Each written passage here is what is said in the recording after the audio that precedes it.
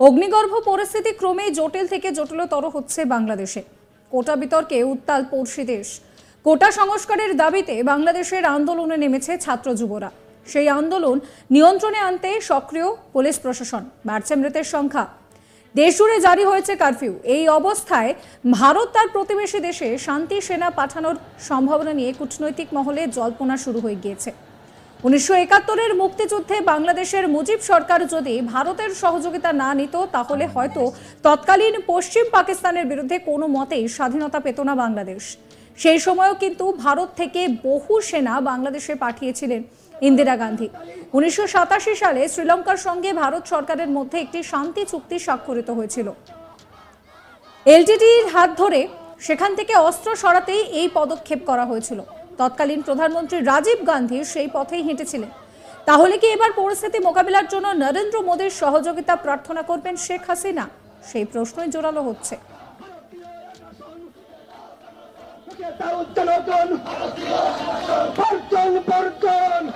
ভারতীয় পণ্য বর্জন বর্জন, ভারতীয় পণ্য বর্জন বর্জন, ভারতীয় পণ্য ইসরায়েলের পণ্য বর্জন বর্জন।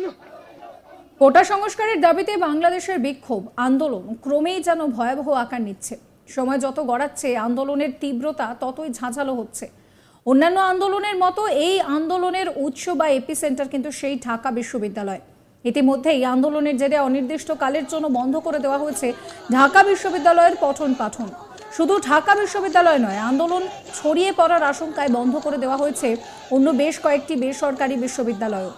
পরিস্থিতি এমনই যে দেশের বিভিন্ন স্থানে কারফিউ জারি করা হয়েছে।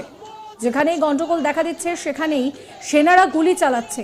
এইভাবে যদি পরিস্থিতি চলতে থাকে তাহলে খুব শীঘ্রই দেশে গৃহযুদ্ধ শুরু হতে পারে বলে মনে করছে আন্তর্জাতিক বিশেষজ্ঞরা।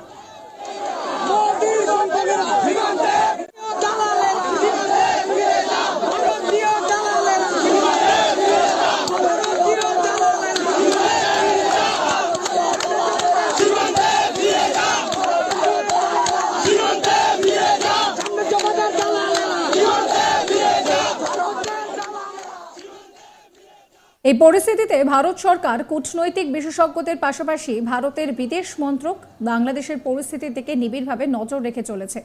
তবে প্রতিবেশী দেশটির সংকট ও তার বহুমুখী তাৎপর্য নয়াদিল্লির কাছে যথেষ্ট উদ্বেগের। বাংলাদেশের বর্তমান পরিস্থিতি নিয়ে নয়াদিল্লি খুব বুঝে পা ফেলছে। এখনো পর্যন্ত ভারত এটিকে তাদের অভ্যন্তরীণ বিষয় হিসেবেই দেখছে। সূত্রের খবর, হস্তক্ষেপের সমস্ত দিক খতিয়ে দেখতে দফায় দফায় আলোচনা চলছে। একই সঙ্গে পরিস্থিতি মোকাবিলায় ভারতীয় ও বাংলাদেশি নেতৃত্বের মধ্যে আলোচনা চলছে। এই বিষয়ে ভারতের বিদেশ মন্ত্রকের মুখপাত্র জানান যে সমস্ত ভারতীয়রাই সেফ রয়েছে। আমরা সবার সঙ্গে কথা বলছি।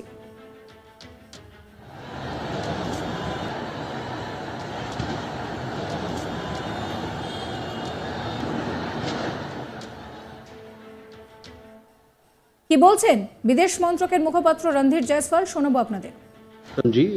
On that, I would like to convey that we see this as an internal matter of Bangladesh.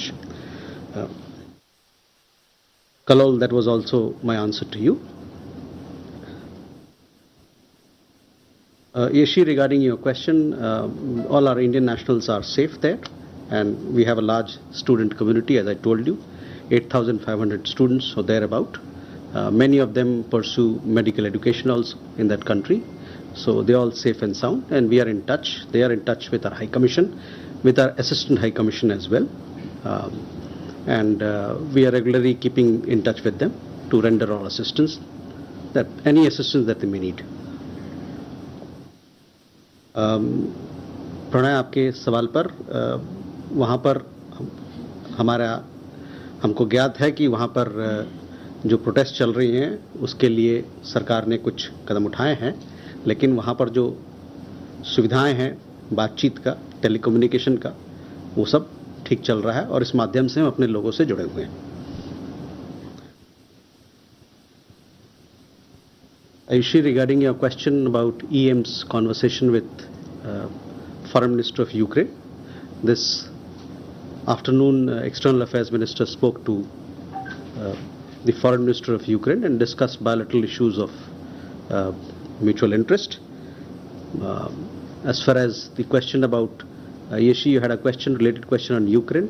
See, we have several engagements with Ukraine. We have bilateral mechanisms, we have institutional mechanisms.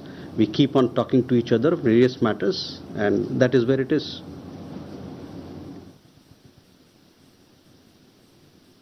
Ayushi, regarding your question, Prime Minister had gone to Russia to attend the annual summit, 22nd annual summit between India and Russia.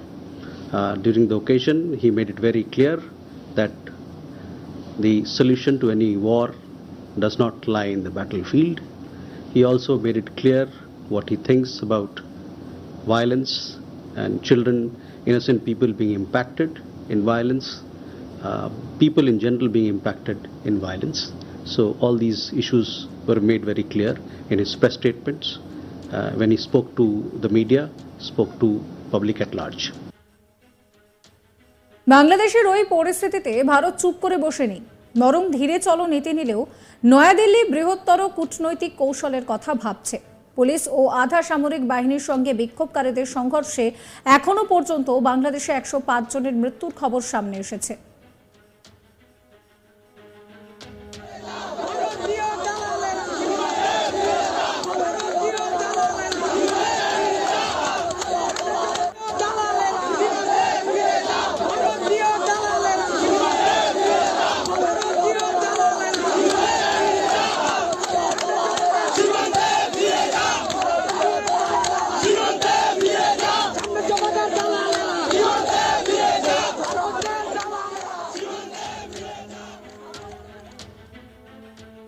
শুক্রবার ভারতের বিদেশ মন্ত্রক বাংলাদেশের পরিস্থিতিকে একটি আভ্যন্তরীণ বিষয় হিসেবে উল্লেখ করেছে।